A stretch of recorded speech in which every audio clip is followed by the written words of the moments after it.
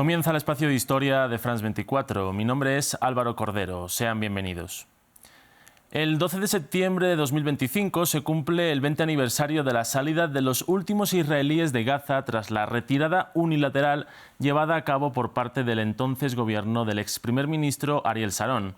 Una decisión que toma especial relevancia en medio de la invasión actual y ataques constantes que sufre el enclave palestino y que en su momento fue polémica entre los sectores más radicales de la política israelí y entre los defensores de la colonización ilegal de territorios palestinos. Con motivo de este aniversario repasamos las consecuencias de esta decisión. La presencia de colonos judíos en la Franja de Gaza se remontaba al año 1970, cuando se construyó el primer asentamiento ilegal después de que en 1967 se produjera la ocupación del enclave por parte del ejército israelí tras la Guerra de los 6 días. Desde esa fecha hasta 2005, esos asentamientos aumentaron hasta 21, impidiendo la libre circulación de palestinos por la franja y aumentando la tensión. El entonces primer ministro Ariel Sharon vio conveniente desmantelar estos asentamientos en el marco de traer mayor estabilidad en los territorios palestinos tras la segunda intifada y cumplir con una parte de los acuerdos de Oslo de 1993. Esta decisión fue aprobada en el Parlamento israelí en febrero de 2005 y la desmantelación de los asentamientos comenzó en agosto de ese mismo año con el objetivo de dar pleno poder en la Franja de Gaza a la autoridad palestina, presidida por Mahmoud Abbas. Escuchemos la reacción de un residente ante la noticia en agosto de 2005.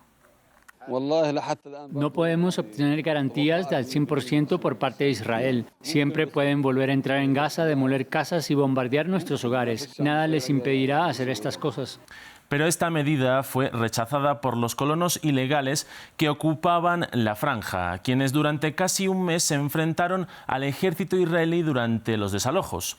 Este panorama también levantó críticas entre los sectores más radicales de la política israelí, quienes condenaron la decisión. Entre ellos estaba Benjamin Netanyahu, quien dimitió como ministro de Finanzas del gobierno de Sharon y se convirtió en su mayor opositor. Tengo profundas diferencias con el primer ministro y lo importante no es lo que él dice de mí o lo que yo digo de él. Lo importante es lo que dicen los votantes, que se plantean una pregunta muy sencilla. ¿Cuándo tendremos un primer ministro que deje de recompensar al terrorismo? La decisión dio plenos poderes a las autoridades palestinas en el enclave, pero no trajo más estabilidad. En el año 2006, Hamás ganó las elecciones en los territorios palestinos y sus militantes se enfrentaron a los de Fatah en Gaza, expulsando a estos últimos y tomando el poder político total en la franja. Algo que desencadenó en que Israel decidiera aplicar un brutal bloqueo sobre el enclave que aisló por años a los gazatíes y afectó especialmente a la economía y también a la población civil. La tensión con Israel siguió aumentando hasta que culminó en un conflicto en diciembre del año 2008, cuando Israel decidió invadir la Franja de Gaza después de que militantes de Hamás lanzaran cohetes contra territorio israelí. El conflicto duró 22 días y dejó más de 1.300 muertos en el enclave, donde Israel defendió que atacaron lugares estratégicos utilizados por Hamás. Un contexto que llevó en el año 2009 a Benjamin Netanyahu al poder de nuevo. Netanyahu aplicó la política más estricta durante sus años como primer ministro, facilitando, como vemos en este mapa, la expansión de los territorios controlados por Israel en Cisjordania y de los asentamientos ilegales israelíes en este territorio palestino, fraccionando en múltiples partes los territorios controlados por la autoridad palestina y dificultando el libre movimiento en el territorio. A ello hay que sumar que durante su gobierno Israel protagonizó otros dos conflictos con Hamás en el enclave. El primero, la operación Pilar Defensivo en noviembre de 2012, que duró apenas una semana y estaba dirigida contra miembros de Hamás como castigo por haber lanzado cohetes contra Israel.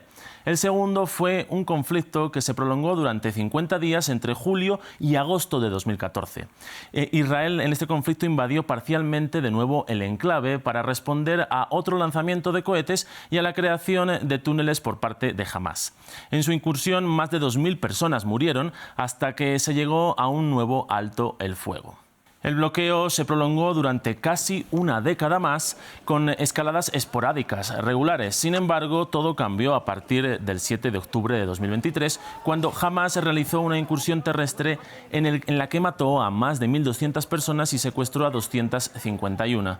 Israel decidió atacar el enclave y desde entonces más de 60.000 palestinos han muerto a causa de los ataques israelíes y de la invasión que ha llevado a cabo sobre la Franja de Gaza. Una situación a la que se suma el impedimento de entrada de ayuda humanitaria por parte de las autoridades israelíes y que, según Naciones Unidas, ya causa hambruna en buena parte del territorio. Con esto concluimos. Si quieren conocer más historias, sigan conectados a France 24 y a france24.com.